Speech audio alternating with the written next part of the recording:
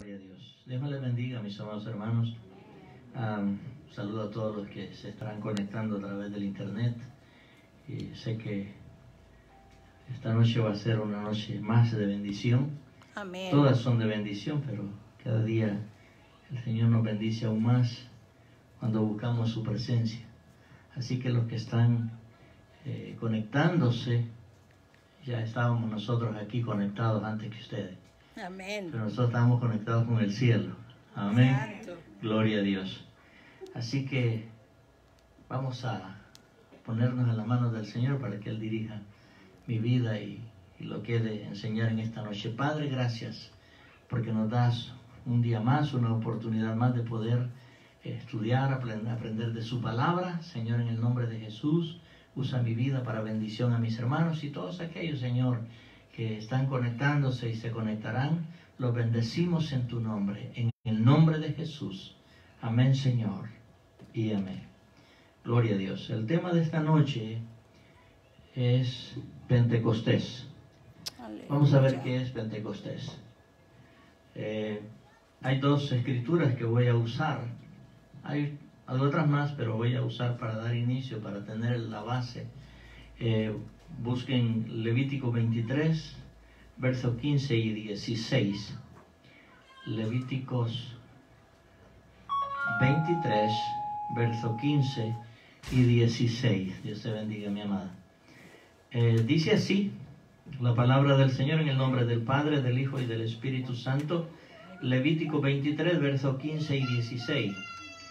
Y contaréis desde el día que sigue al día de reposo, desde el día en que ofrecisteis la gavilla de la ofrenda mecida, 7 semanas cumplidas serán. Versículo 16 de Levíticos. Hasta el día siguiente del séptimo día de reposo contaréis 50 días. Entonces ofreceréis el nuevo grano a Jehová. Que guarden esta porción en sus corazones para que podamos entender lo que significa Pentecostés. Vamos a Hechos, capítulo 2, versos 41 y 42.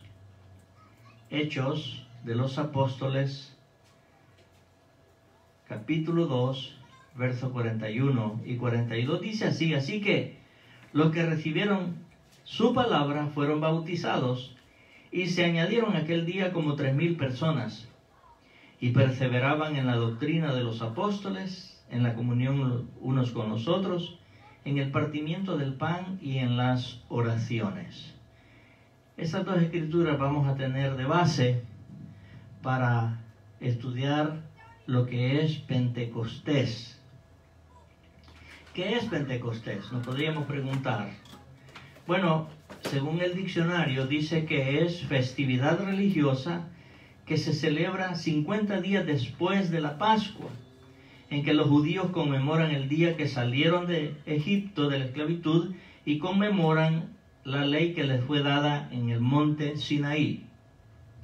Eso es lo que ellos celebran el día de Pentecostés. Hay otra definición también que dice festividad religiosa que se celebra 50 días después de la Pascua, en que los cristianos conmemoran la venida del Espíritu Santo sobre los primeros convertidos. ¿Sabía usted lo que era Pentecostés? Se conmemora el inicio de la iglesia en la cual nosotros pertenecemos. La palabra pentecostal, présteme mucha atención, no existe en ningún diccionario. No existe ni en logarismos, ni en gentilicios. No está. Pero se pueden escuchar las palabras de alguien decir: yo pertenezco a la iglesia pentecostal tal nombre. Pero la palabra en sí, pentecostal, no existe en el diccionario. Existe Pentecostés, que significa 50 días después. Eso es Pentecostés. Entonces, hay una declaración, ¿verdad?, que hace, como usarlo para ejemplo, que se llama Juan Stem. Esto creo que fue por allá por el año 1960 o 63, que dijo esto él. Algunos, como por ejemplo este Juan dice, decimos que ser pentecostal es que nos permita ser como los del Pentecostés toda la vida. Pero esta es una opinión humana, esto no es bíblico ni está en el diccionario. Así que la palabra Pentecostés sí existe en el diccionario y quiere decir 50 días. La palabra pentecostal no existe en el diccionario. Okay. De esta escritura que leí vamos a sacar 3 puntos aquí. La primera es la obra del Espíritu Santo en la conversión, la obra del Espíritu Santo en el testimonio público, número 2. Número 3, la obra del Espíritu Santo en nuestro corazón. Vamos a ver cómo es que Él trabaja en nosotros desde el momento que nos convertimos y somos parte de la iglesia de Pentecostés. Ahora, cualquier estudio bíblico que se haga de Pentecostés es necesario que incluyamos al Espíritu Santo. Porque si no incluimos al Espíritu Santo, Pentecostés no tiene ninguna validez. ¿Me entendió, verdad? Cualquier estudio que hagamos, que hablemos de Pentecostés, el Espíritu Santo tiene que ir incluido. De lo contrario, Pentecostés no tiene ninguna validez. Amén. Ahora, ¿por qué? Bueno, porque fue la venida del Espíritu Santo. Ahora, alguien puede decir, pero es que en el Antiguo Testamento también el Espíritu Santo venía. Sí, pero era en ciertas personas. O sea, se posaba el Espíritu Santo en ciertas personas, pero no como el día de Pentecostés. Después del día de Pentecostés hasta el día de hoy, la Biblia nos enseña, más adelante lo vamos a ver, que el Espíritu Santo está en nosotros y con nosotros. En los cristianos, los que hemos nacido de nuevo. Por eso es que Jesús dijo en una ocasión que el mundo no puede recibir el Espíritu Santo, porque no le ve ni le conoce. Pero vosotros, le dijo a los discípulos, sabéis quién es el Espíritu Santo, y nosotros sabemos quién es el Espíritu Santo, que es la tercera persona de la Trinidad. Ok. Desde ese día de Pentecostés, la iglesia se ha estado edificando. ¿Qué es que la iglesia se edifica? Es que cada vez que los hijos de Dios se reúnen para estudiar la palabra de Dios, vamos edificándonos en el conocimiento de la palabra. Eso es lo que significa edificar la iglesia de Jesucristo. Ahora, ¿qué fue entonces Pentecostés? Podríamos preguntarnos, ¿qué fue entonces Pentecostés? Bueno, déjeme decirle que como número 1, no fue el principio de ninguna denominación. Esto es tremendo, hermano.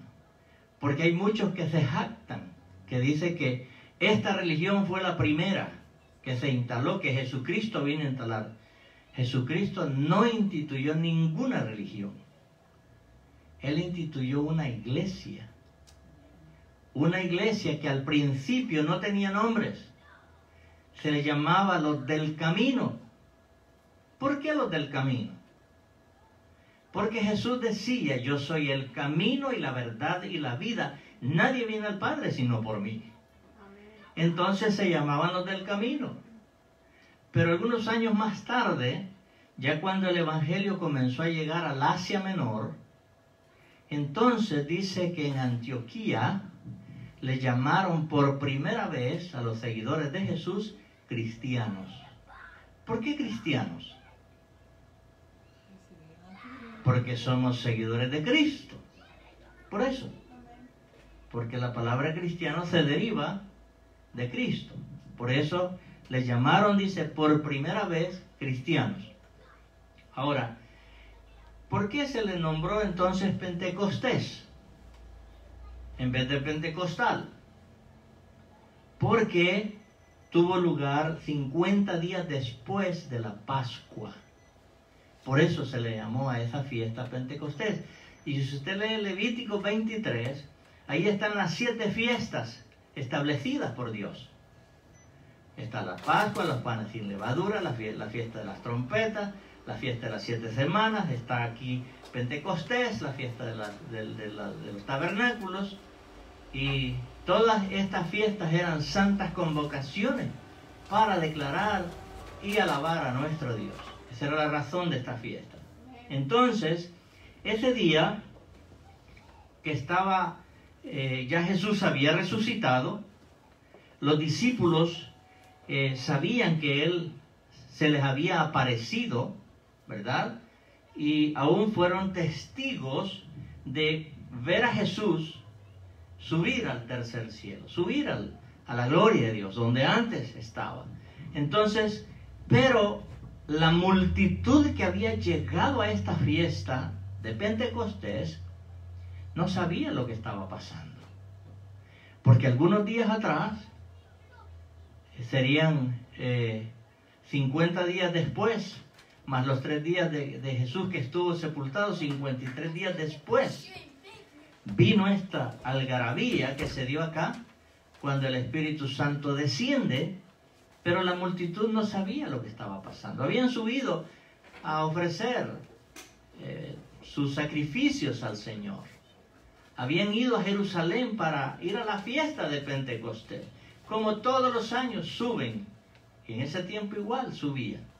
Entonces, pero como dije, los discípulos sabían que Jesús había resucitado y que también tenían que esperar esos 10 días que Jesús les había dicho: váyanse allá a Jerusalén, estén en el aposento alto, que bendito el Señor, tuvimos la oportunidad de estar ahí, y le dice: esperen ahí hasta que sean investidos, o sea, llenos del Espíritu Santo.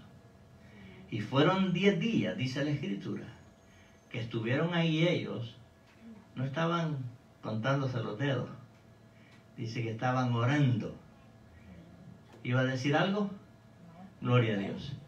Amén. Entonces, vemos que fue una espera, 10 días, dice la Escritura, y viene entonces el Espíritu Santo, y es aquí donde vamos a hablar del primer punto, la obra del Espíritu Santo en la conversión. Ahora la pregunta es, ¿qué es conversión? Convertirse a algo o a alguien, eso es conversión. Cuando usted y yo vinimos al Señor, nos convertimos de una vida pecaminosa a una vida diferente, que vamos luchando y tratando de ser santos para el Señor. Entonces, veamos el verso 41 de Hechos 2 que había leído al principio. Dice: así que los que recibieron su palabra fueron bautizados, y se añadieron aquel día como 3,000 personas. 3,000 personas, dice, que se acogieron a esta palabra.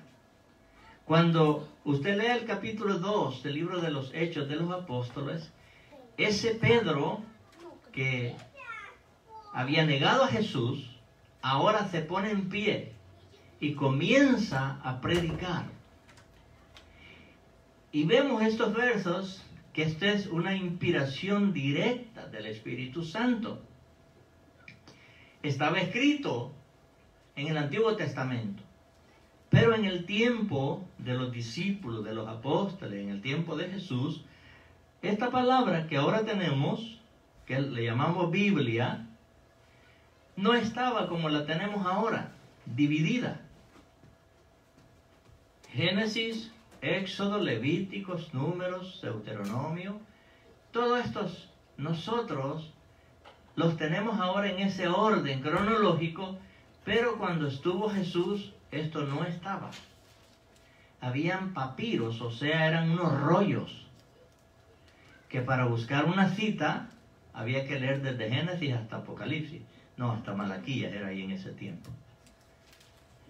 Por eso es que ellos decían, como está escrito en tal, como dijo el profeta, pero no daban ninguna cita bíblica porque no estaban divididas, ni en capítulos ni en versículos. Ahora nosotros tenemos esta gran facilidad de estudiar la Biblia, libro por libro, y buscar en qué capítulo, qué versículo dice tal y tal cosa. Por eso es que cuando Jesús fue tentado por Satanás, ¿qué le dijo Jesús? Escrito está: al Señor tu Dios adorarás. Y Satanás también le dijo: escrito está, dice que va a enviar a los ángeles para que tu pie no tropiece en piedra. Satanás se sabe la Biblia también, pero no sabe los capítulos ni los versículos, ni los aplica. Es lo más terrible. Entonces, vemos nosotros que la obra del Espíritu Santo en la conversión es que hace que entendamos la palabra. Luego, porque dice que Él nos convence que somos pecadores. O sea, nadie, ningún hombre puede hacer entender a ningún otro hombre que es pecador. Yo no puedo hacer comprender a un hombre que es pecador. Yo le puedo decir, mira, arrepiéntete. Él me va a decir, ¿de qué me voy a arrepentir si no he hecho nada? Y la gente así dice, no, yo no soy malo. Yo trato bien a mi esposa. Yo no le hago mal a nadie. Pero la Biblia dice que por cuanto todos pecaron, están destituidos de la gloria de Dios. Entonces, ¿quién es el que hace entender que yo soy pecador? Es el Espíritu Santo. El Espíritu Santo es el que nos convence que necesitamos un Salvador. Y ya lo vamos a ver para qué. Entonces, déjeme decirle también que nadie está llegos de que el Espíritu Santo obre cuando prestamos atención a la palabra. Y eso fue lo que pasó aquí. Toda esta multitud que había llegado, y ahí tenemos una lista de pueblos que habían ido a adorar a Jerusalén. Dice, habían medos, persas, Italia, de todas partes, de Mesopotamia, dice la escritura. Entonces, y lo más fuerte que puede ver es que no todos hablaban el mismo idioma. Diferentes idiomas que habían en la región. Y cuando Pedro se para y viene el Espíritu Santo, comienzan a hablar, dicen, otras lenguas, en otros idiomas, que la gente les podía entender. Qué tremendo, hermano. Entonces, comienzan a decir, cuando usted lee ese capítulo, estos están borrachos. Le dice Pedro, es imposible, son las 9 de la mañana. Todavía están en resaca. Ajá. ¿Cómo es que van a estar borrachos a esta hora? No hace efecto todavía el alcohol. Entonces, ellos entienden que algo diferente está pasando ahora. Pero vemos entonces en el verso 22 del capítulo 2 del libro de los Hechos de los Apóstoles, lo que les dice Pedro, les dice, varones israelitas, oíd estas palabras, Jesús Nazareno, varón aprobado por Dios entre vosotros, dice, con las maravillas, prodigios y señales que Dios hizo entre vosotros por medio de él, como vosotros mismos sabéis. Es una palabra que sale de Pedro, inspirada por el Espíritu Santo, para recordarles todo lo que Jesús había hecho en los 3 años que estuvo en su ministerio. Pero 53 días atrás habían dicho, crucifíquenle, mátenlo, no lo queremos. Entonces, Pedro ahora, ese les dice, ese Jesús, que hizo todas estas maravillas, y ustedes saben muy bien que así fue, sigue diciendo en el verso 23, este era un mensaje de la cruz. Dice, a este, o sea, Jesús, entregado por determinado consejo y anticipado conocimiento de Dios, prendisteis y matasteis por manos de inicuos, crucificándole. Este es el mensaje que ahora Pedro trae. Le recuerda a Jesús lo que él hizo, las maravillas, los milagros que hizo, pero también le dice, hubo un consejo, hubo un grupo que acordaron que había que matarlo. Y eso es lo que hicieron, crucificándole, le dice. Luego viene un mensaje de resurrección en el verso 24. En el verso 24 dice del capítulo 2, el cual Dios levantó, suelto los dolores de la muerte, por cuanto era imposible que fuese retenido por ella. Es decir, que Pedro ahora está más que convencido que ha dado inicio el Señor a lo que él por mucho tiempo les había venido enseñando, que ese reino se iba a engrandecer. Entonces vemos cómo aquellos 3,000 levantan la mano y dicen: yo acepto a Jesús como mi Señor y Salvador. ¿Por qué? Porque entendieron que lo que habían hecho no estaba bien, ni moralmente hablando, mucho menos que ahora entienden que esa muerte de Jesús es lo único que puede darles salvación a ellos, que para eso había venido. Vemos entonces que toda verdadera conversión es obra del Espíritu Santo. Toda verdadera conversión es obra del Espíritu Santo. Es decir, que si el Espíritu Santo no obra en la vida para hacer entender que necesitamos de un Salvador, seguimos perdidos en el mundo. Pero bendito el Señor, que dice que Él envía al Espíritu Santo para que venga a trabajar en favor nuestro. Y podemos ver casos en la Biblia, por ejemplo en Juan 3, del 1 al 8, no lo vamos a leer, pero es la historia de Nicodemo. Era un hombre adulto, yo lo he enseñado en otras ocasiones. Pero el testimonio de Pablo a Tito, mire lo que le dice. Este es un testimonio, como todos podemos dar testimonios. Pablo se lo envía a Tito. Le dice en la carta a Tito, capítulo 3, versos 4 y 5 y 6, dice así: pero cuando se manifestó la bondad de Dios nuestro Salvador y su amor para con los hombres, nos salvó, versículo 5, no por obra de justicia que nosotros hubiéramos hecho, sino por su misericordia.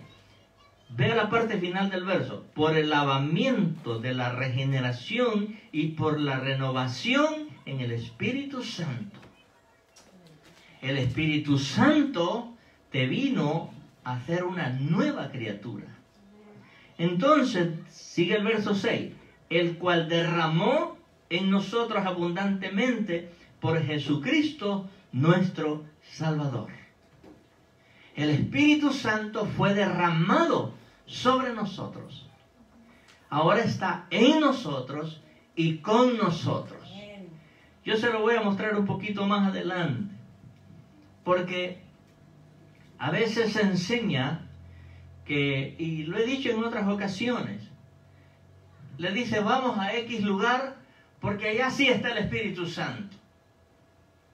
Yo cuando escucho esa expresión, yo digo: no sabes de Biblia, porque la Biblia nos enseña diferente. La Biblia yo no tengo, quiero buscarlo, como si fuera la tienda de la esquina y es Superstore. Sí, pero la gente cree eso. ¿Por qué? Porque no leen la Escritura. Sencillamente por eso. Porque lo escucharon únicamente. Y entonces siguen repitiéndolo como loros, pero sin escudriñar la Escritura. La Biblia hay que leerla, escudriñarla, estudiarla, para poder entender el plan bendito de Dios para nosotros. Entonces, vemos en el segundo punto la obra del Espíritu Santo en el testimonio. Veamos lo que le dice entonces Pablo a Tito en el capítulo 3, verso 4, que ya lo habíamos leído. Por cuanto se manifestó la bondad de Dios nuestro Salvador y su amor para con los hombres, nos salvó no por obra de justicia que nosotros hubiéramos hecho, sino por su misericordia, por el lavamiento de la regeneración y por la renovación en el Espíritu Santo. Usted ha sido renovado por la acción del Espíritu Santo en usted. Entonces, volvamos a Hechos 2, versículo 41, una vez más. Así que los que recibieron su palabra fueron bautizados y se añadieron aquel día como 3,000 personas. Tremendo mensaje que dio Pedro, y 3,000 personas entienden que es necesario aceptar a Jesús como nuestro Salvador personal para escapar del infierno, porque no hay otra forma de cómo decirlo. Amén. Entonces, el bautismo en agua es un testimonio público para decir al mundo que ha nacido de nuevo. Ese es el bautismo en agua.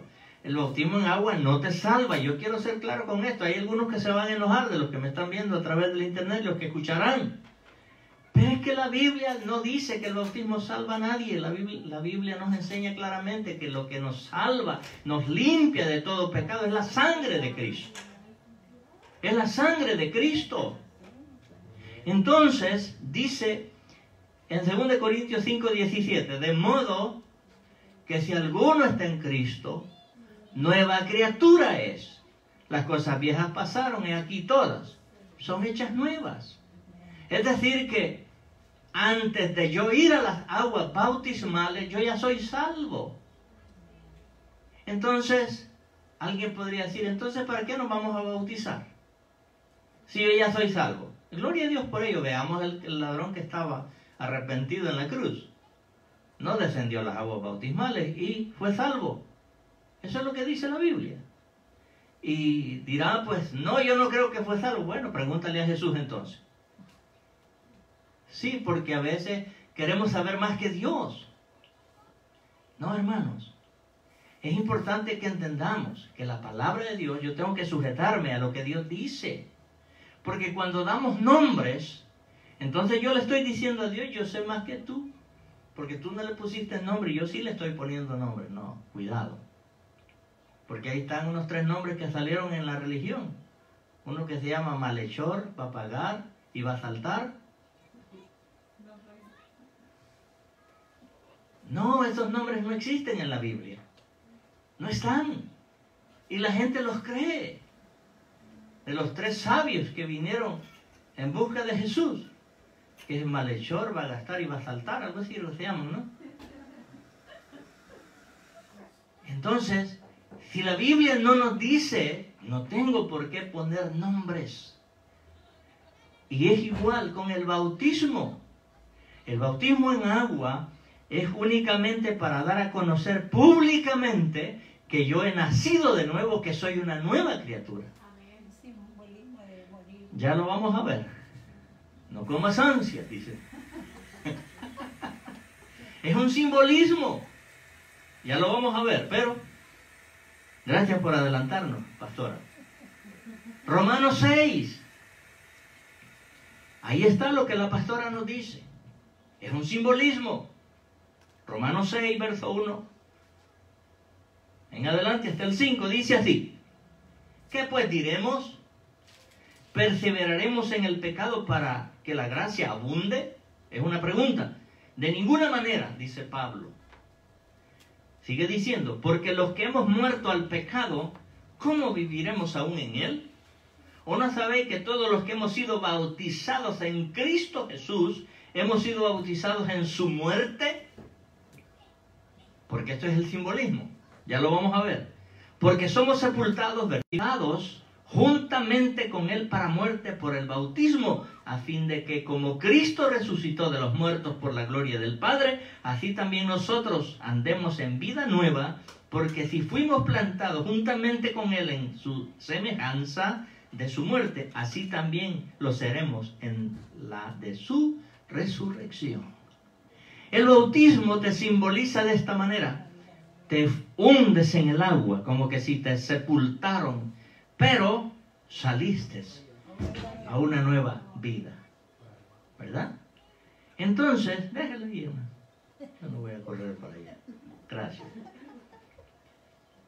Quiere decir que es una forma, si la pudiéramos decir, metafórica, comparativa.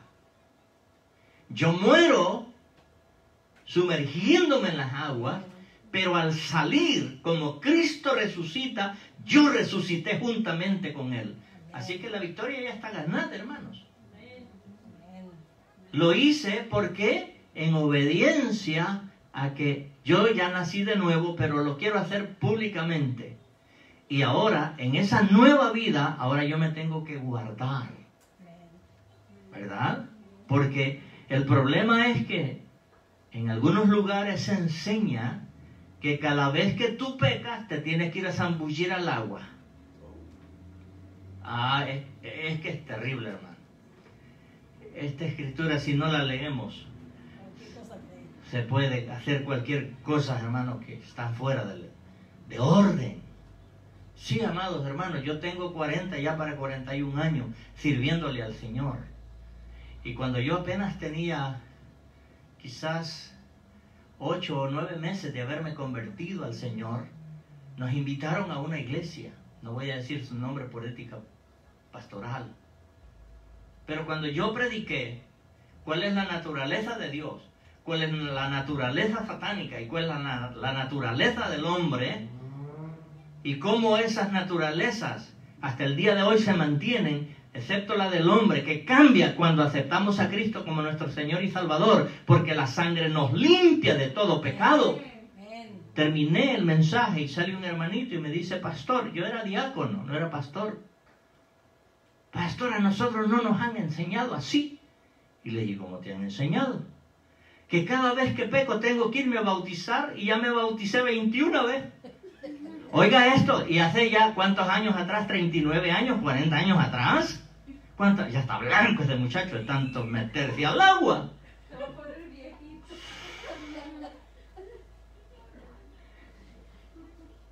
¿Dice eso la Biblia? No, no lo dice. Amados,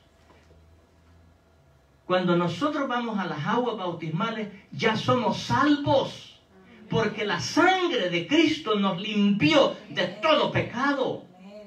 Es más, el apóstol Pablo es más fuerte aún en su doctrina, en su enseñanza. Primera de Corintios, capítulo 1, versículo 17.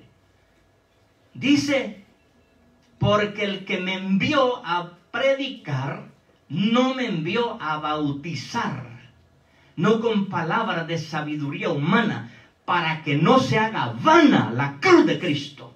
Si yo predico que el bautismo salva, entonces ¿para qué murió Jesús? En vano murió ese hombre ahí. No. Lo hace para un simbolismo de muerte y resurrección. Así como Jesús murió y resucitó, nosotros en semejanza de esa muerte y resurrección nos bautizamos, porque morimos al pecado y nacemos en una vida nueva. Amén. Amén. Entonces, Pentecostés tiene que ver con esto, porque solamente el Espíritu Santo es el que te hace sentir el deseo de bautizarte. Solamente el Espíritu Santo, porque es la tercera persona de la Trinidad que nos guía a toda verdad y a toda justicia, dice la Escritura. Entonces, como dije, Él es el que nos impulsa. Pensemos un momento en la atmósfera hostil que se vivía en el inicio de la iglesia primitiva.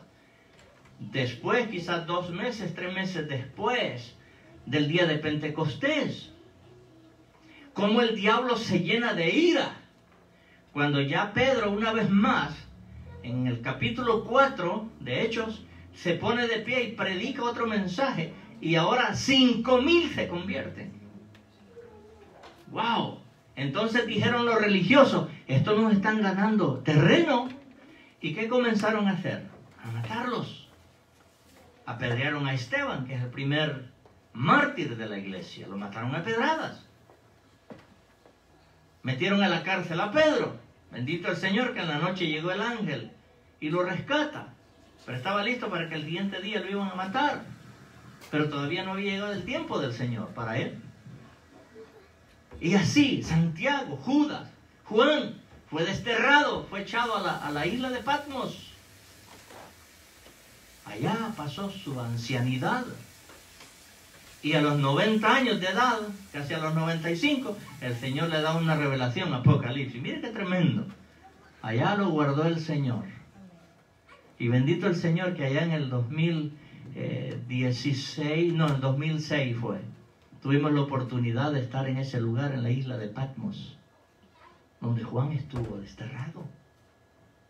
Pudimos estar en el lugar donde él, en una cueva, sus 4 dedos de su mano marcadas, porque era un anciano, necesitaba levantarse. Es tremendo, hermano. El diablo, ¿usted cree que nos va a tirar flores a nosotros? No. Nos tira a matar, porque le arrancamos las almas que él tiene atadas. Pero bendito el Señor por el Espíritu Santo que nos hace entender que está en nosotros y con nosotros, y con esa autoridad nosotros podemos enseñar su palabra. Entonces, con todo eso que estaba pasando, que estaban matándolos, aserrándolos, quemándolos, echándolos en las arenas como espectáculo a los cristianos, con todo y eso, se siguieron bautizando. Siguieron creyendo al Señor. No paraban. Entonces, lo hizo Pablo. El apóstol Pablo iba persiguiendo a la iglesia. Lee el capítulo 8 y 9 de Hechos. Cuando el Señor mismo se le apareció y lo derribó de la cabalgadura y le dice, Señor, ¿qué quieres que haga? Quedó ciego. Y le dice, ve a la ciudad y ahí se te va a decir qué es lo que tienes que hacer. Llegó por ahí Felipe. Y le dice, no, Ananías. Y le dice, tienes que ir a imponerle las manos a Pablo, porque ya no se iba a llamar Saulo. Porque él va a ser instrumento grande en mis manos, le dice el Señor. Pero Señor, tú sabes lo que ese hombre le ha hecho a todos tus seguidores. Y le dice, ve. ¿Sabe que a Pablo Jesús mismo lo tuvo que evangelizar? Ningún apóstol, ningún discípulo podía evangelizarlo, porque el momento que le hablaban de Cristo, había firmado su sentencia de muerte, si eso es lo que iba haciendo él. Y él mismo dice, Pablo, por eso le di esa cita, 1 Corintios 1:17, grábesela bien, porque el que me envió a predicar no me envió a bautizar, apréndasela. ¿Y quién fue el que lo envió? ¿Quién lo evangelizó? Jesús. ¿Y por qué Jesús no le enseñó del bautismo? Bueno, investíguelo. Gloria a Dios. Vemos entonces que lo hace el eunuco, reina de Candace. ¿Se recuerda de ese mensaje? Cuando van por el desierto y él le dice, aquí hay cierta, mire qué tremendo ese hombre. Le habló del Antiguo Testamento, de lo que decía Isaías de Jesús, lo que Jesús hizo, y le enseñó también la necesidad de bautizarse en obediencia, para que testimonio a los que iban con él. Y él le dice, aquí hay agua, ¿qué impide que sea bautizado? Si crees de todo corazón, bien puede. Y el milagro que se realiza ahí, ¿ustedes no lo ven cuando leen la Escritura? Yo no sé de dónde lo agarró el Espíritu Santo a Felipe, pero y lo traspasó a la ciudad de Azoto.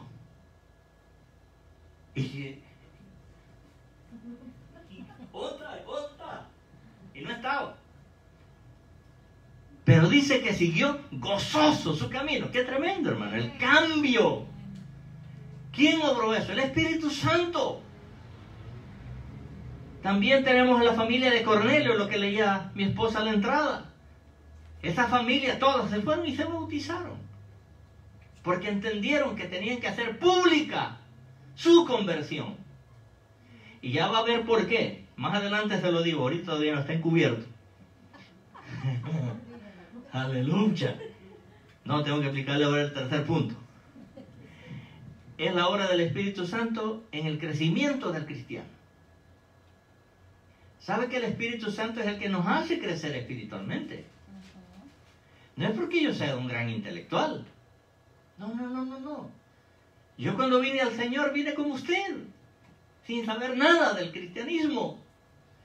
Yo no sabía ni que la Biblia tenía pasta. No, hermano. ¿Quién nació aprendido en las cosas de Dios? Nadie. Es por la misericordia de Dios, por el sometimiento, por la dedicación. Es que entonces viene y nos usa. Eso pasó con Pedro, con todos los discípulos, todos los seguidores, hasta el día de hoy. Todos tenemos la misma capacidad de aprender cuando dedicamos tiempo. Pero si no dedicamos tiempo, por supuesto, que vamos a ser engañados como aquel. Pecaste, te meto al agua y no sabe ni por qué lo está haciendo. Y al siguiente día está en lo mismo. No, hermano. Cuando conocemos la Escritura, la Biblia me dice a mí en Proverbios, el que encubre su pecado no prosperará. Pero me dice el mismo verso, mas el que lo confiesa y se aparta de él, alcanza de Dios misericordia. Y yo tengo que conocerlo. gracias al Señor, solamente una vez me he bautizado. Dos. En el Jordán nos Y en el bautizamos. Jordán me rebauticé. ¿Por qué? Porque quise sentir verdaderamente cuando Juan estaba bautizando a todos aquellos que llegaron ahí, incluyendo a Jesús. Es tremenda esta experiencia, hermano, por experiencias. Es maravilloso. Si el Señor un día, es más, ya cuando estemos en el reino milenial de Cristo, vamos a ir todos los días allá al Jordán. Aleluya. Pero el que pueda ir antes, hermano, es maravilloso. Es una experiencia. Yo le dije a mi esposa, ¿cuántos años predicando esta bendita palabra por fe, sin conocer estos lugares? Y cuando llego allá, aquí está donde estaba él hablando de la bienaventuranza en el árbol. Ahí escribí los nombres. Ahí escribí los nombres. ¡Wow! Saber que Jesús estuvo ahí, que predicó esa palabra que ahora yo por fe la predicaba. Estoy en el mismo lugar que Él estuvo. Es maravilloso, hermano. Entonces, ahora Pedro se pone en pie. Y dice en el verso 42 de Hechos 2. Y perseveraban en la doctrina de los apóstoles, en la comunión los unos con los otros, en el partimiento del pan y de las oraciones. Mire, la iglesia no por gusto hace las reuniones que hace. Por ejemplo, nosotros tenemos el martes la reunión de oración. ¿Para qué hacemos la reunión de oración? ¿Para venir a perder el tiempo? No, para presentarnos delante del Señor. Ahora, no es que solamente lo hagamos los martes. No, yo me presento ante Dios todos los días. En la mañana y en la noche. En la mañana y en la noche. En la mañana, al mediodía y en la noche. Es decir, es una vida. ¿Cuántos? Ni siquiera el domingo, que es una vez al mes, van y se reúnen. Amados, y se llaman cristianos. Pero ¿qué pasa cuando mueren? ¿Quieren ir al cielo? Sí, cuando se muere todo el mundo quiere ir al cielo. Y es doloroso decirlo, pero es que son, usted sabe, los foquitos esos que ponen en Navidad. Bueno, nosotros aquí tenemos uno de esos intermitentes. Así hay cristianos intermitentes, como esos focos. Prenden un rato y ¡pum!, se apagan. Prenden otra vez y se apagan. Así hay cristianos, hermano. Brillan, pero es por la ausencia. Sí, hermanos. Aquí están las reuniones. Los jueves tenemos los estudios bíblicos. Gloria a Dios porque ahora tenemos el sistema de los hermanos que están conectados. Gloria a Dios por ello. Y espero que cuando tengamos el local de la iglesia, todo el mundo corramos para congregarnos y presentarnos ante Dios. Todos los días que se hagan reunión. Entonces, Pedro dice, y perseveraban en la doctrina. Doctrina es enseñanza. Y luego dice, en la comunión los unos con los otros. Por ejemplo, hay dos formas de comunión, ya lo voy a decir un poquito más adelante. Pero cuando nosotros terminamos esta reunión, nos quedamos conversando un momento. Esa es la comunión entre nosotros. Y, gloria a Dios. Pero la palabra dice, perseveraban. ¿Qué es perseverar? La esposa de Persevero. Sigue adelante. Es, como dijo la hermana, consistencia o constante. Es constancia. Perseverar es estar ahí como aquella gota que no te deja dormir.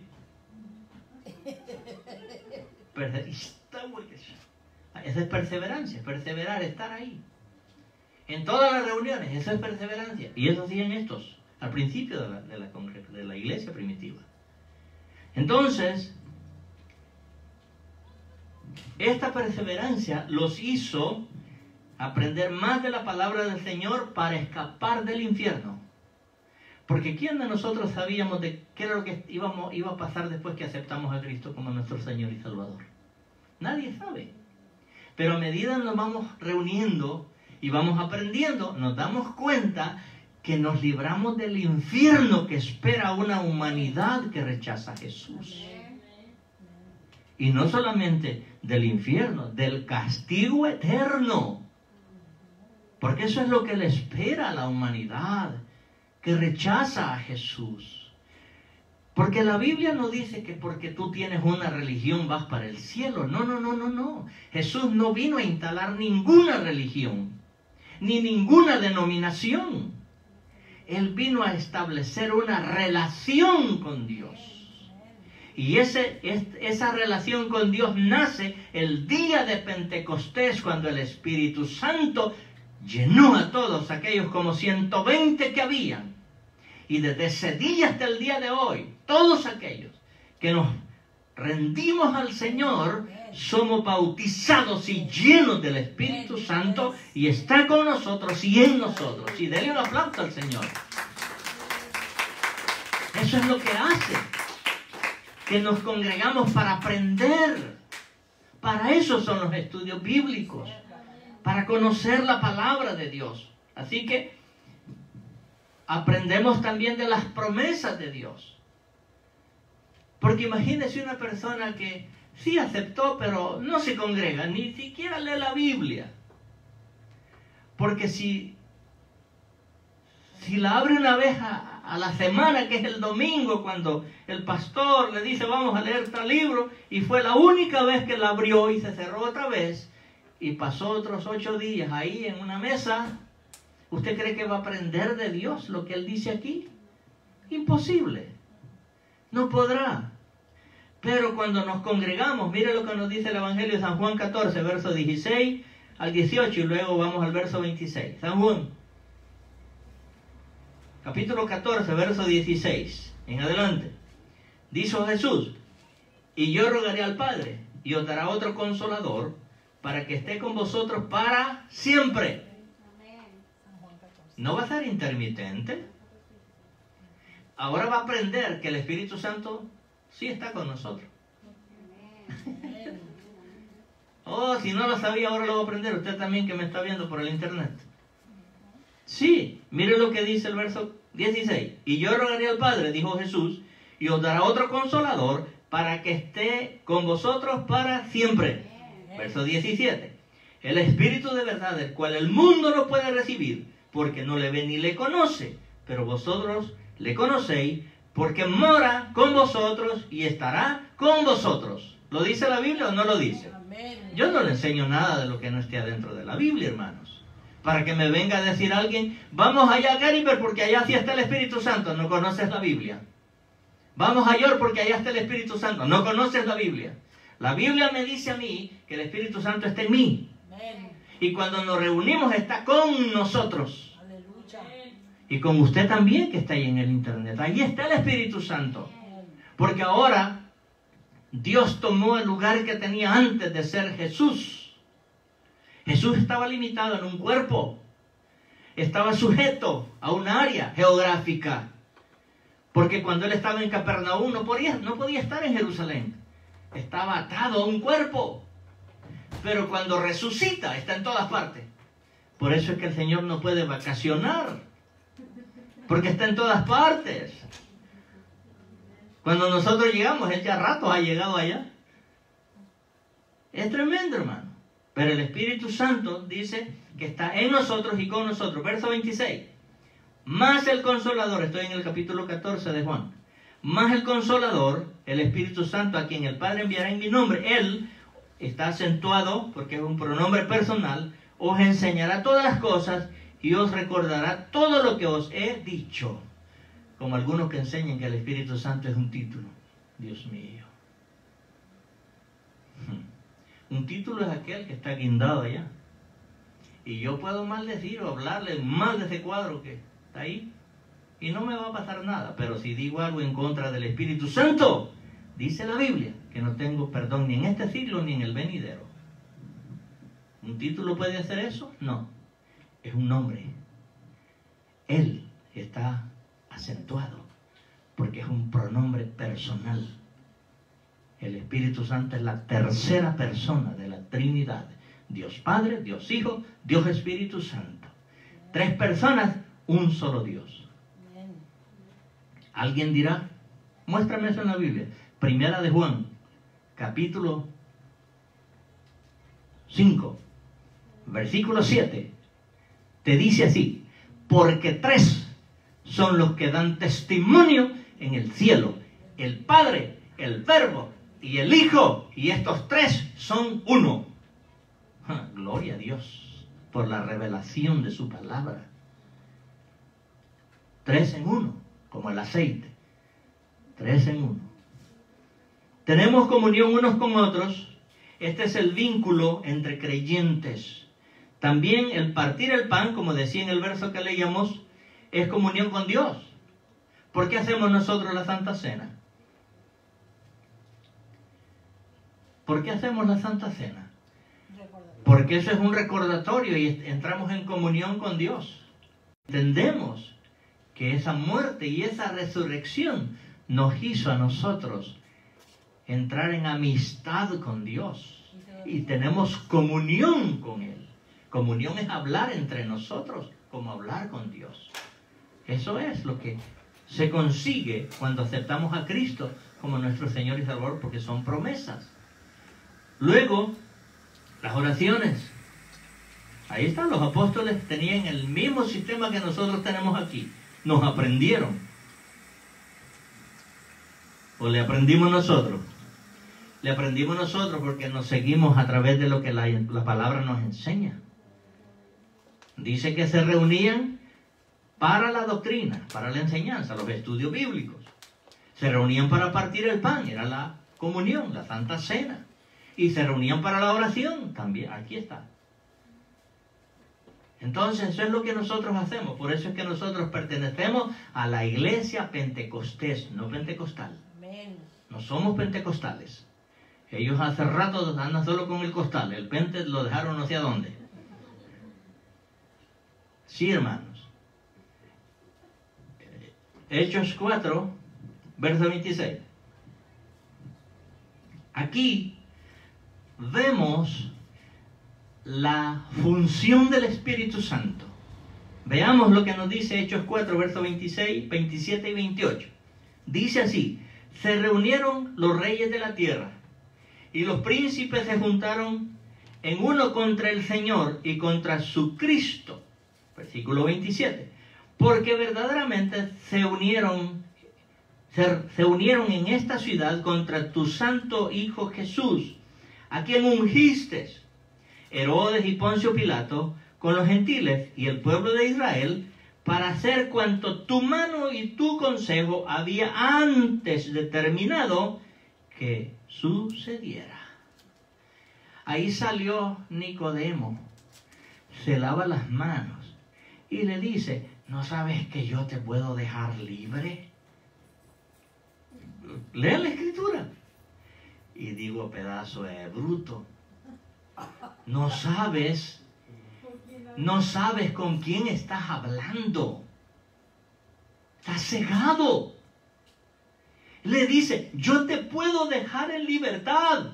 Y le dice: si de Dios no viniera eso, tú no puedes hacer nada de lo que estás haciendo aquí. Dios lo que estaba era usándolo para que se cumpliera lo que dice que estaba antes determinado que iba a suceder. En el Antiguo Testamento estaba escrito. El problema es que no leían la escritura. Él creía que le estaba haciendo favor a Jesús. No, estaba escrito. Dios, ¿usted cree la muerte de todos los niños que se dio cuando Herodes, por celo y temblando porque le iban a quitar su reinado, usted cree que eso no estaba escrito en el Antiguo Testamento? Dice: tú que lloras a tus hijos y que no quieres ser consolada. Estaba escrito. Dios lo único que hizo fue usar a ese hombre para que se cumpliera esa escritura. Parece fuerte, pero porque Herodes representa a Satanás. Satanás jamás ha querido que Jesús viniera a pagar ese precio. Buscó por todo, desde el principio, cuando se metió en el gen del ser humano. Y se crearon estos gigantes. Pues los hizo que pecaran tanto para que murieran todos en el diluvio. O sea, lo que él buscaba era de que no viniera la simiente de Dios a dar la salvación que ahora tenemos. ¿Y qué pasó? Hubo un hombre que le creyó a Dios, Noé. Y por eso usted y yo estamos aquí en este lugar. Si Noé no le cree a Dios, ¿usted cree que existiéramos nosotros? No, porque hubiéramos perecido todos en el diluvio. No hubiera ser humano sobre la tierra. Pero bendito este hombre que le creyó a Dios. Y no solo él, los hijos.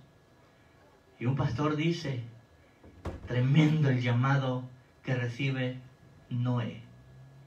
Cuando le dice, hazte un arca. Y le dice, van a ser 120 años.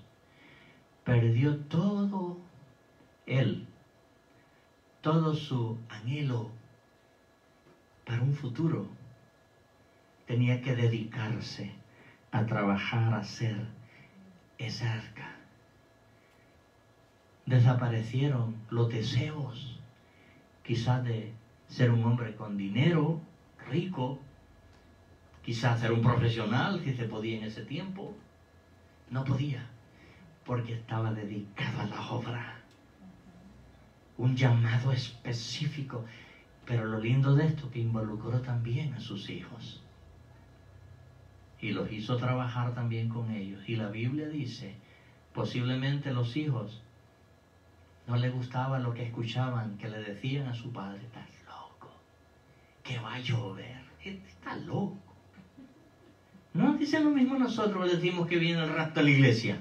Eso está loco, dice. Bueno, cuando te quedes buscando dónde están los que decían aleluya, dónde están los que decían gloria a Dios, ya no estamos, nos hemos ido con el Señor. Y como decía la hermana en el estudio del martes, Dios cerró la puerta del arca. Y Él dice, donde Él cierra, nadie abre. Ahora, cuando Él abre, pues nadie cierra también. Pero ahí refiriéndose al arca, si Noé la hubiera cerrado, Noé quizás la hubiera abierto por los niños que gritaban que se estaban ahogando allá afuera. Pero fue Dios. Yo creo que Él le puso algo en los oídos para que no escuchara. Porque yo creo que la esposa y las esposas de los hijos escuchando aquel griterío allá afuera, queriendo entrar al arca. Piense por un momento cuando el rapto de la iglesia suceda. ¿Cómo quedará la convulsión? Un caos terrible. Hay una alabanza preciosa que dice, el mercado está vacío. Dice, los trabajos ya cesaron porque ya no hay más producción. Los aviones, dice, van volando y no hay nadie en el control. Todo queda suspendido a la entrada del gran rey. Oh, va a ser un caos, hermano. Y así lo dice en los profetas menores. Carros se precipitarán, porque quizás el chofer era cristiano y se fue con el Señor. Ese carro quedó a la deriva. Dice que las mujeres estarán en el molino. Una será tomada, la otra será dejada. Amárrese del que está ahí bien con Dios. No se levanta. Hermano, yo tiemblo. Amén. ¿Sí? Es necesario estar bien. Dice verso 29 del capítulo 4 que estamos leyendo. Dice así. Aquí continúa la oración de Pedro. Dice así. Capítulo 4 del libro de los Hechos de los Apóstoles, verso 29 al 31. Y ahora, Señor, mira sus amenazas. Mire. los amenazaban, pero hay que ponérselas delante de Dios en la oración. Dice, y concede a tus siervos que con denuedo hablen tu palabra, mientras extiendes tu mano para que se hagan sanidades y señales y prodigios mediante el nombre de su Hijo Jesús. Dice el verso 31, preste atención a esto. Cuando hubieron orado, el lugar en que estaban congregados tembló, y todos fueron llenos del Espíritu Santo y hablaban y con denuedo la palabra de Dios. ¿Ve para qué es la llenura del Espíritu Santo? Para que tengamos autoridad en la palabra de Dios. Para eso es el Espíritu Santo. Amén. Y ese está en usted y está en mí. Aleluya.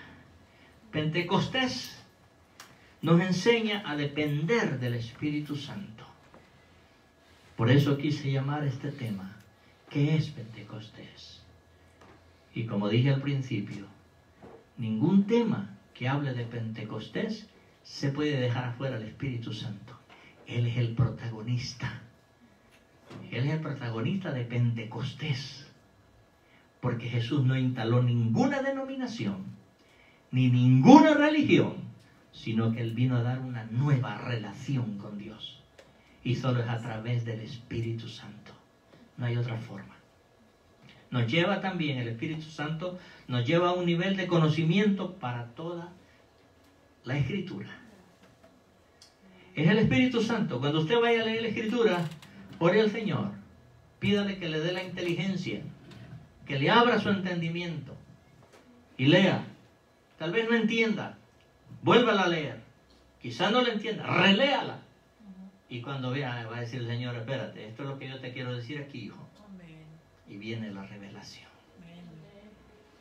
Yo le digo, para la gloria de Dios, ahí está una Biblia en mi escritorio, que ya estoy en el libro de Colosenses, para terminar de leerla 18 veces en toda mi vida. Toda. Desde Génesis hasta Apocalipsis. Todavía me falta. No sé si la terminaré de leer antes de que el Señor venga. Pero ahí voy. Paso tiempo en ella. Lo primero que hago antes de hacer cualquier cosa aquí en este lugar, lo primero que hago es leer mi Biblia. Oro primero, luego leo y después me quedo meditando. A veces mi esposa me ha encontrado por ahí que todavía estoy en mi devocional, pero le doy gloria a Dios porque Él es el que nos enseña esto. Para concluir, la obra del Espíritu Santo está en el corazón. La pregunta es, ¿cómo responderás a tu ministerio? Porque Él te entregó un ministerio. Aleluya, sí. 2 Corintios 5, 18 al 20. Ahí está el ministerio que nos entregó. Todos. Es que el ministerio no es solamente estar aquí al frente. Es que hay muchos que solo quieren ser pastores nada más. De púlpitos. Ya que una congregación ya está lista solamente para ir a pararte al frente. Hay que trabajar. Hay que enseñar. Hay que pasar tiempo con las ovejas. Enseñándoles. Los que se quieren dejar enseñar. Porque hay algunos que no quieren. Pero gloria a Dios por aquellos que dicen, yo quiero aprender. Miren lo que dice 2 Corintios 5, versículo 18 al 20. Dice, y todo esto proviene de Dios, quien nos reconcilió consigo mismo por Cristo y nos dio el ministerio de la reconciliación. Ese es el ministerio número 1 que nos entregó. El día que aceptaste a Cristo como tu Señor y Salvador, Él te puso ahí un sello y te dijo, tú vas a ser un reconciliador. Y mire lo que le sigue diciendo, porque esto es para nosotros. Yo lo digo para usted, esto es para mí. Y usted cuando lo lea, léalo para usted. Dice así, que Dios estaba en Cristo reconciliando consigo al mundo, no tomándoles en cuenta a los hombres sus pecados, y nos entregó a nosotros la palabra de la reconciliación. Verso 20. Así que, somos o soy Entonces vamos incluidos todos. O eres, o sos, como dijo Maduro. Dice, le pusieron SOS, que quiere decir auxilio. Él dice, no se escribe sos, se dice eres. Es más bruto. Es que está en peso pesado, pues en bruto. No lo han tarado todavía, para que quede tarado. Se está grabando, gloria a Dios, que él lo escuche. Así que, verso 20, somos embajadores en nombre de Cristo, como si Dios rogase por medio de nosotros. Os rogamos en nombre de Cristo, reconciliaos con Dios. Ese es el ministerio que nos entregó el Señor. Si usted cree que nos van a tirar flores, no, hermano. Por eso es que hay que defenderse por la palabra. Amén. Porque nosotros, nuestras armas no son carnales, sino, dice, poderosas en Dios para destrucción o para derribar todo argumento que se levante de lo que sea en contra de la palabra de Dios. Por eso, amados hermanos, es importante que usted se meta con esta palabra, para que cuando alguien le venga con un cuento chino, usted le diga, espérate, eso no lo dice la Biblia, pero porque la conoce. Pero si no la conoce, le va a decir, oh sí, se va creyendo eso. Sí, hermano. Gloria a Dios. Y, amados, cuando se conoce la Escritura, no es para avergonzar a nadie, sino para enseñar. Yo siempre he dicho, yo no discuto con la palabra de Dios con nadie. Yo la enseño. Si tú la quieres creer, gloria a Dios. Si no la quieres creer, no es mi problema. El problema es entre tú y Dios.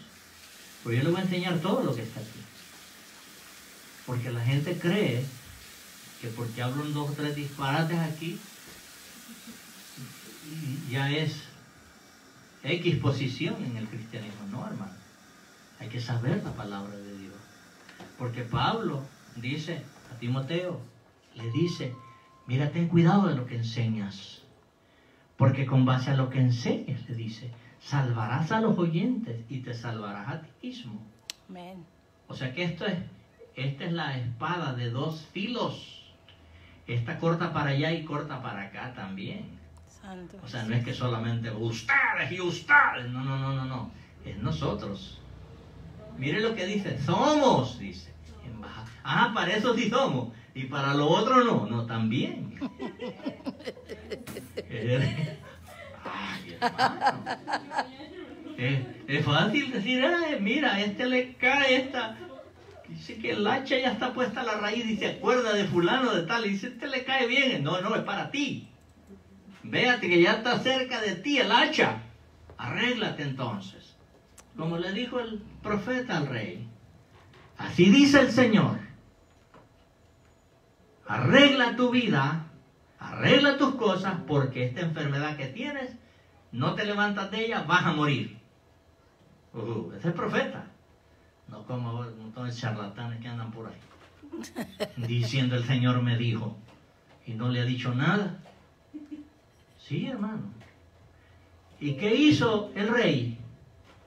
Dice que se viró hacia la pared. ¿Sabe para dónde daba esa pared? Para Jerusalén. Y él se acordó lo que Salomón dijo en su oración. Y cualquiera que esté lejos de esta tierra y virare para Jerusalén y orare a ti, tú le escucharás. Y él escuchó la oración. Y le dijo, claro, no es que estaba recordándole de todo lo bueno que había sido él. Claro, fue uno de los reyes mejores que tuvo Israel. Pero Dios se acordó de la misericordia. Y allá va el profeta en el patio de la casa cuando le dice, profeta, vuélvete y dile que le voy a dar 15 años más. Pero le puso una prueba. Le dijo, dile que el sol va a regresarse 2 grados más. Y le dice el Señor que te va a dar 15 años, pero tienes que creer que el sol va a regresarse 3 grados más. Le dice él. Regresarse no es fácil, avanzar es más fácil, le dice. Pero dice la Biblia que retrocedió el sol 2 grados. Ahí estaban los 15 años de vida para él. Eso solamente lo hace el Espíritu Santo. No hay otro. Y eso es lo que a nosotros nos corresponde. Entender que esta palabra es para mí. Y es para usted cuando la lee. También para usted que está en el internet. Dios me lo bendiga. Dios me lo guarde. Vamos a orar para quedar despedidos de esta reunión. Padre, gracias por tu infinita misericordia, por tu palabra. Bendice, Señor, a todos aquellos que han estado escuchando este estudio. Señor, que hayas abierto su entendimiento, su sentido, Señor, para que aprendan de tu palabra, Señor. Gracias por la revelación que nos das, mi Señor, y que cada vez que nos reunamos y abramos esta bendita palabra, Señor, sea su Espíritu Santo guiándonos siempre a toda verdad y a toda justicia. En el nombre de Jesús. Y la iglesia del Señor dice: amén. Dios me los bendiga, mis amados.